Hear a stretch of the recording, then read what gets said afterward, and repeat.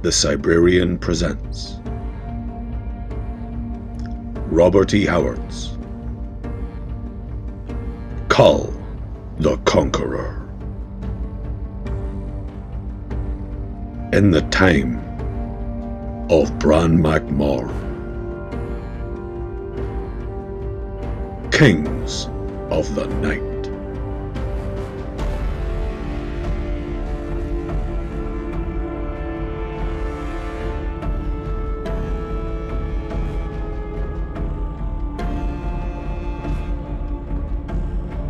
Disclaimer: the following may contain violence, references to sex, and language that may offend.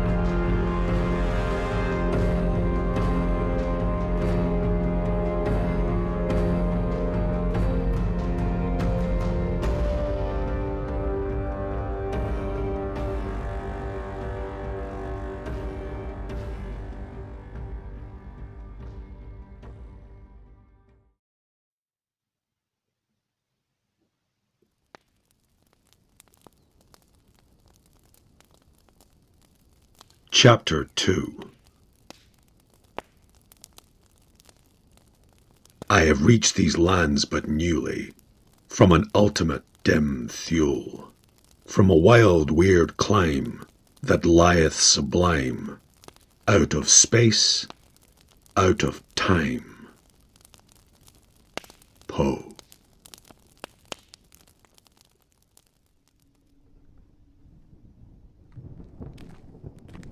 The army fell silent as Bran, Cormac and Gunnar went toward the stranger who approached in long, swinging strides.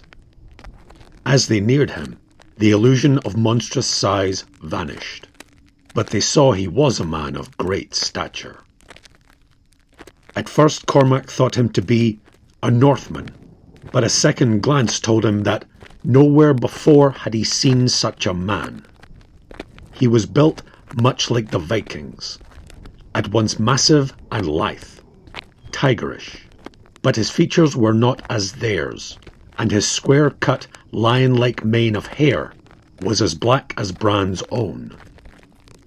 Under heavy brows glittered eyes grey as steel and cold as ice. His bronzed face, strong and inscrutable, was clean-shaven, and the broad forehead betokened a high intelligence, just as the firm jaw and thin lips showed willpower and courage. But more than all, the bearing of him, the unconscious lion-like stateliness, marked him as a natural king, a ruler of men. Sandals of curious make were on his feet, and he wore a pliant coat of strangely meshed mail, which came almost to his knees. A broad belt with a great golden buckle encircled his waist, supporting a long, straight sword in a heavy leather scabbard. His hair was confined by a wide, heavy golden band about his head. Such was the man who paused before the silent group. He seemed slightly puzzled, slightly amused. Recognition flickered in his eyes. He spoke in a strange, archaic Pictish, which Cormac scarcely understood. His voice was deep and resonant. "Huh, Brule, Gunnar did not tell me I would dream of you." For the first time in his life, Cormac saw the Pictish king completely thrown off his balance. He gaped, speechless. The stranger continued. "And wearing the gem I gave you, in a circlet on your head. Last night you wore it in a ring on your finger." "Last night?" gasped Bran. "Last night, on 100,000 years ago. All one," murmured Gunnar, in evident enjoyment of the situation. "I am not Brule," said Bran. "Are you mad, to thus speak of a man dead 100,000 years? He was first of my line." The stranger laughed unexpectedly. "Well, now I know I am dreaming. This will be a tale to tell, Brule, when I waken on the morrow, that I went into the future and saw men claiming descent from the Spear Slayer, who is as yet not even married." No, you are not Brule. I see now, though you have his eyes, and his bearing. But he is taller and broader in the shoulders. Yet you have his jewel. Oh well, anything can happen in a dream, so I will not quarrel with you. For a time I thought I had been transported to some other land in my sleep, and was in reality awake in a strange country, for this is the clearest dream I ever dreamed. Who are you? I am Bran Mak Morn, king of the Caledonian Picts, and this ancient is Gunnar, a wizard of the line of Gunnar, and this warrior is Cormac Naconacht, a prince of the Isle of Erin. The stranger shook his lion-like head. These words sound strangely to me, save Gunnar, and that one is not Gunnar, though he too is old. What land is this? Caledon, or Alba as the Gaels call it. And who are those squat ape-like warriors who watch us yonder, all agape? They are the Picts who own my rule. How strangely distorted folk are in dreams, muttered the stranger. And who are those shock-headed men about the chariots? They are the Britons, come right from south of the wall. What wall? The wall built by Rome to keep the people of the heather out of Britain. Britain. The tone was curious. I have never heard of that land. And what is Rome? What? Cried Bran. You've never heard of Rome, the empire that rules the world? No empire rules the world, answered the other haughtily. The mightiest kingdom on earth is that wherein I reign. And who are you? Kull of Atlantis, king of Valusia. Cormac felt a coldness trickle down his spine. The cold, grey eyes were unswerving. But this was incredible, monstrous, unnatural. Valusia! Cried Bran. Why, man, the sea waves have rolled over the spires of Valusia for untold centuries. Kull laughed outright.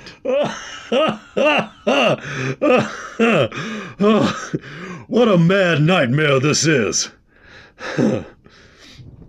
When Gunnar put on me the spell of deep sleep last night, or this night, in the secret room of the inner palace, he told me I would dream strange things. But this is more fantastic than I reckoned. And the strangest thing is, I know I am dreaming.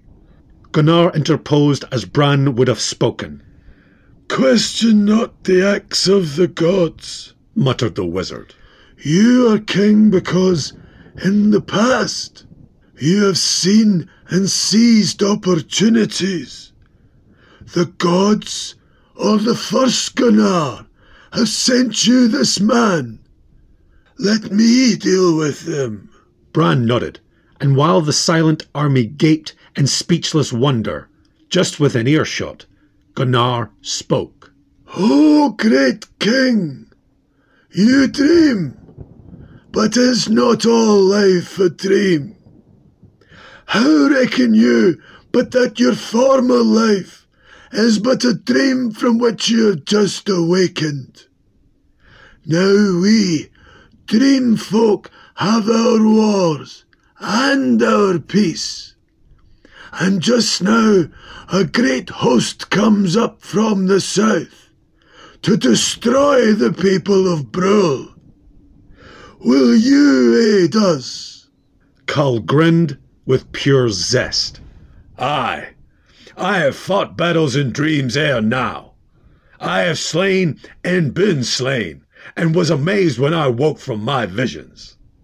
And at times, as now, dreaming I have known I dreamed. See, I'll pinch myself and feel it, but I know I dream, for I have felt the pain of fierce wounds in dreams. Yes, people of my dream, I will fight for you against the other dream folk. Where are they? And that you enjoy the dream more, said the wizard subtly.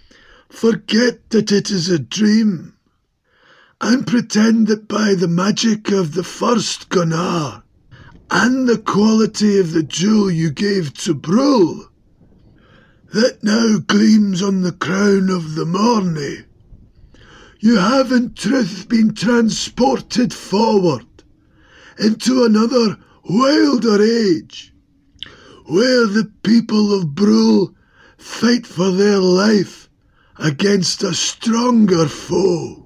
For a moment, the man who called himself King of Valusia seemed startled. A strange look of doubt, almost of fear, clouded his eyes. Then he laughed. Good. Lead on, wizard. But now Bran took charge. He had recovered himself and was at ease. Whether he thought, like Cormac, that this was all a gigantic hoax arranged by Gunnar, he showed no sign. King Kull, see you those men yonder, who lean on their long-shafted axes as they gaze upon you? The tall men with the golden hair and beards. Aye. Our success in the coming battle hinges on them. They swear to go over to the enemy if we give them not a king to lead them, their own having been slain. Will you lead them to battle? Kull's eyes glowed with appreciation. They are men such as my own Red Slayers, my picked regiment. I will lead them. Come then.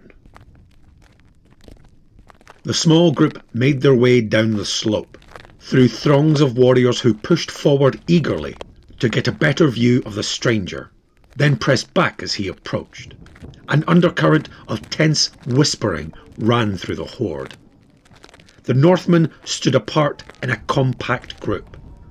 Their cold eyes took in Kull, and he gave back their stares, taking in every detail of their appearance. Wolfir, said Bran, we have brought you a king. I hold you to your oath. Let him speak to us, said the Viking, harshly. He cannot speak your tongue, answered Bran, knowing that the Northmen knew nothing of the legends of his race. He is a great king of the south. He comes out of the past, broke in the wizard, calmly. He was the greatest of all kings, long ago. A dead man. The Vikings moved uneasily, and the rest of the horde pressed forward, drinking in every word.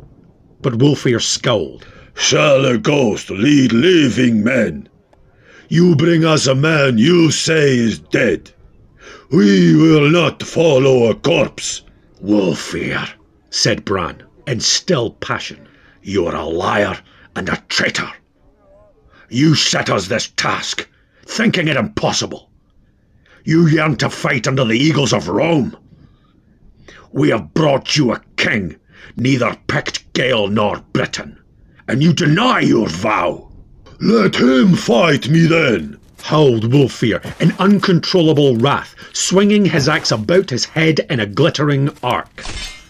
If your dead man overcomes me, then my people will follow you. If I overcome him, you shall let us depart in peace to the camp of the legions. Good, said the wizard. Do you agree, wolves of the north? A fierce yell and a brandishing of swords was the answer. Bran turned to Kull, who had stood silent, understanding nothing of what was said, but the Atlantean's eyes gleamed. Cormac felt that those cold eyes had looked on too many such scenes not to understand something of what had passed. This warrior says you must fight him for leadership, said Bran, and Kull, eyes glittering with glowing battle joy, nodded. I guessed as much. Give us space. A shield and a helmet, shouted Bran, but Kull shook his head. I need none, he growled. Back and give us room to swing our steel. Men pressed back on each side, forming a solid ring about the two men, who now approached each other warily. Kull had drawn his sword, and the great blade shimmered like a live thing in his hand. Wolfir, scarred by 100 savage fights, flung aside his wolfskin mantle and came in cautiously, fierce eyes peering over the top of his outthrust shield, axe half lifted in his right hand. Suddenly, when the warriors were still many feet apart, Kull sprang. His attack brought a gasp from the men used to deeds of prowess, for like a leaping tiger he shot through the air and his sword crashed on the quickly lifted shield. Sparks flew and Wulfir's axe hacked in, but Kull was under its sweep, and as it swished viciously above his head, he thrust upward and sprang out again, cat-like. His motions had been too quick for the eye to follow. The upper edge of Wulfir's shield showed a deep cut, and there was a long rent in his mail shirt, where Kull's sword had barely missed the flesh beneath. Cormac, trembling with the terrible thrill of the fight, wondered at this sword that could thus slice through scale mail, and the blow that gashed the shield should have shattered the blade, yet not a notch showed in the Valusian steel. Surely this blade was forged by another people in another age. Now the two giants leapt again to the attack, and like double strokes of lightning their weapons crashed. Wulfir's shield fell from his arm in two pieces, as the Atlantean sword sheared clear through it, and Kull staggered as the Northman's axe, driven with all the force of his great body, descended on the golden circlet about his head. That blow should have sheared through the gold like butter, to split the skull beneath, but the axe rebounded, showing a great notch in its edge. The next instant, the Northman was overwhelmed by a whirlwind of steel, a storm of strokes delivered with such swiftness and power that he was borne back, as on the crest of a wave, unable to launch an attack of his own. With all his tried skill, he sought to parry the singing steel with his axe, but he could only avert his doom for a few seconds, could only for an instant turn the whistling blade that hewed off bits of his mail. So close fell the blows. One of the horns flew from his helmet, then the axe head itself fell away, and the same blow that severed the handle bit through the Viking's helmet into the scalp beneath. Wulfir was dashed to his knees, a trickle of blood starting down his face. Kull checked his second stroke, and tossing his sword to Cormac, faced the dazed Northman weaponless. The Atlantean's eyes were blazing with ferocious joy, and he roared something in a strange tongue. "Oh, Vaka, witness me!" Wulfir gathered his legs under him and bounded up, snarling like a wolf, a dagger flashing into his hand. The watching horde gave tongue in a yell that ripped the skies as the two bodies clashed. Kull's clutching hand missed the Northman's wrist, but the desperately lunging dagger snapped on the Atlantean's mail, and dropping the useless hilt, Wulfir locked his arms about his foe in a bear-like grip that would have crushed the ribs of a lesser man. Kull grinned tigerishly and returned the grapple, and for a moment the two swayed on their feet. Slowly, the black-haired warrior bent his foe backward, until it seemed his spine would snap. With a howl that had nothing of the human in it, Wulfir clawed frantically at Kull's face, trying to tear out his eyes, then turned his head and snapped his fang-like teeth into the Atlantean's arm. A yell went up as a trickle of blood started. "He bleeds! He bleeds! He is no ghost after all, but a mortal man!" Angered, Kull shifted his grip, shoving the frothing Wulfir away from him, and smote him terrifically under the ear with his right hand. The Viking landed on his back a dozen feet away. Then, howling like a wild man, he leapt up with a stone in his hand and flung it. Only Kull's incredible quickness saved his face. As it was, the rough edge of the missile tore his cheek and inflamed him to madness. Ha! With a lion-like roar, he bounded upon his foe, enveloped him in an irresistible blast of sheer fury, whirled him high above his head as if he were a child, and cast him a dozen feet away. Wulfir pitched on his head and lay still, broken and dead. Dazed silence regained for an instant. Then from the gales went up a thundering roar, and the Britons and Picts took it up, howling like wolves, until the echoes of the shouts and the clangour of sword on shield reached the ears of the marching legionaries miles to the south. "Men of the Grey North," shouted Bran, "will you hold by your oath now?" The fierce souls of the Northmen were in their eyes as their spokesman answered. Primitive, superstitious, steeped in tribal lore of fighting gods and mythical heroes, they did not doubt that the black-haired fighting man was some supernatural being, sent by the fierce gods of battle. "Aye, such a man as this we have never seen. Dead man, ghost or devil, we will follow him, whether the trail lead to Rome or to Valhalla." Kull understood the meaning, if not the words. Taking his sword from Cormac with a word of thanks, he turned to the waiting Northmen and silently held the blade toward them, high above his head, in both hands, before he returned it to its scabbard. Without understanding, they appreciated the action.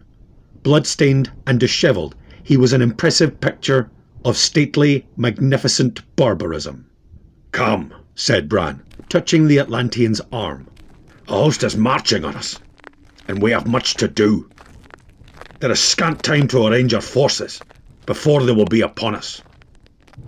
Come to the top of yonder slope." There the Pict pointed. They were looking down into a valley which ran north and south, widening from a narrow gorge in the north until it debouched upon a plain to the south. The whole valley was less than a mile in length. "Up this valley our foes will come," said the Pict, "because they have wagons loaded with supplies, and on all sides of this vale.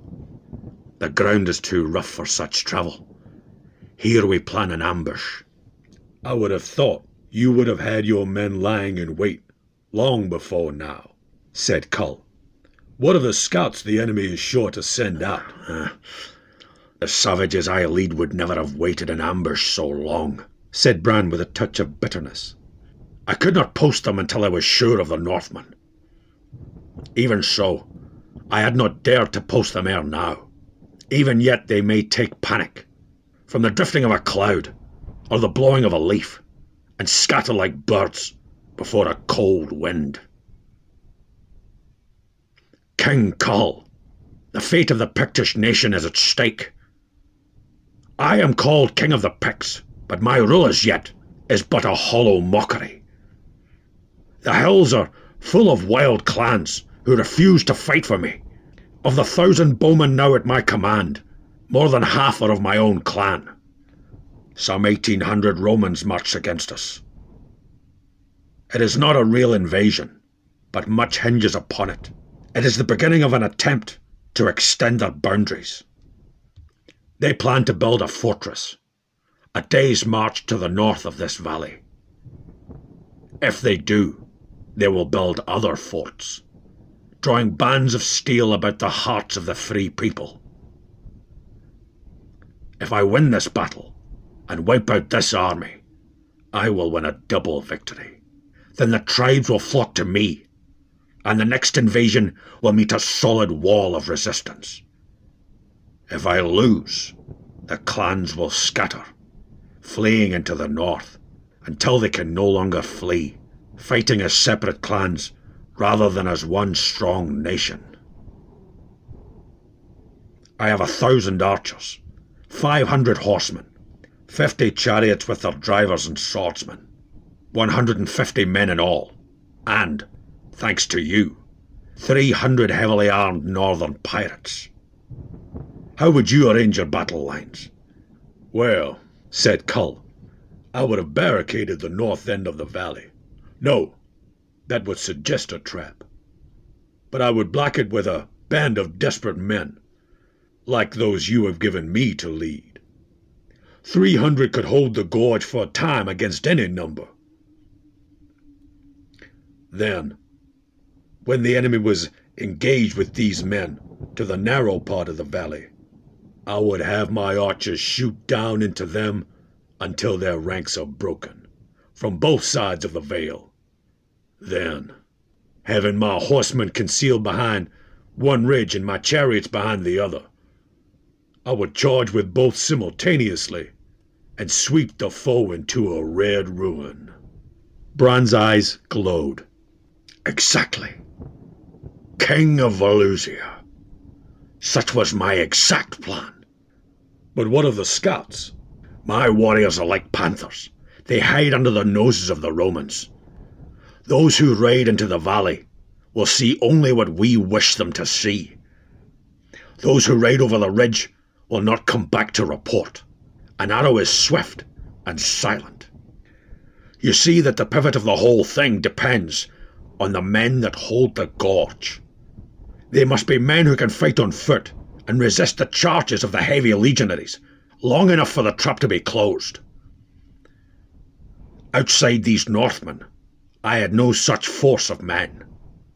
My naked warriors with their short swords could never stand such a charge for an instant.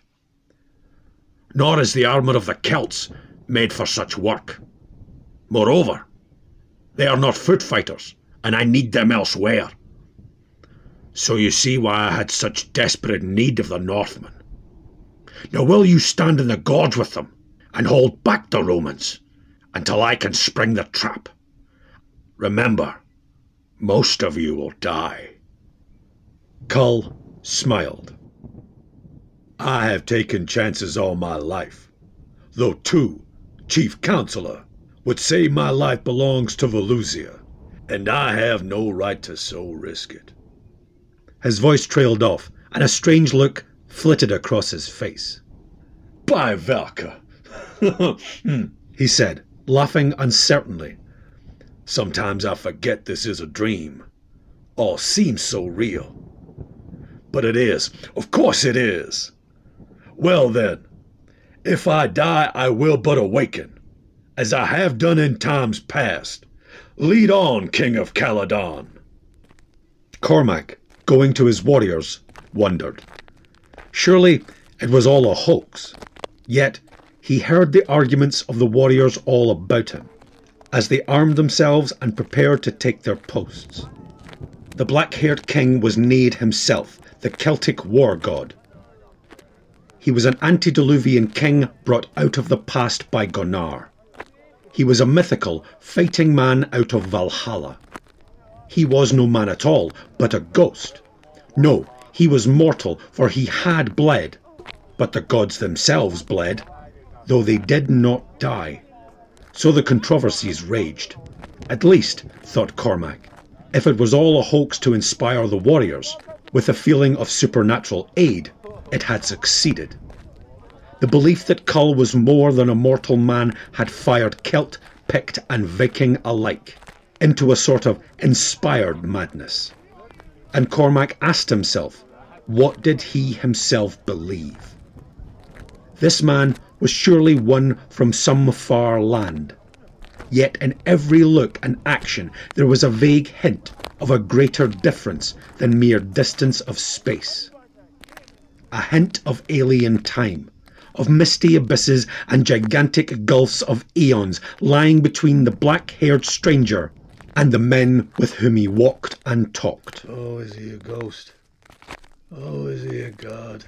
Clouds of bewilderment mazed Cormac's brain. Oh, I don't know. And he laughed in whimsical self-mockery.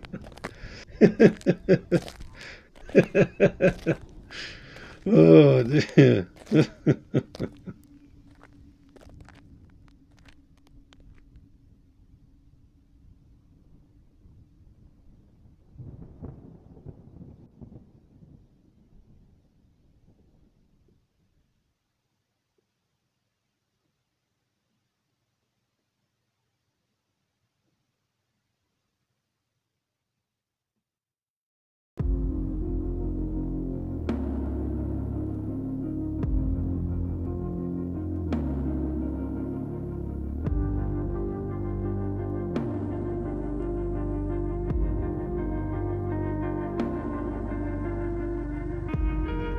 Thank you for listening. For updates, follow us on Facebook, Twitter, and Instagram. Images courtesy of Unsplash.com. Audio courtesy of YouTube Audio Library. Links and artist creditation in the description. Please like, comment, share, subscribe, and hit the notification bell.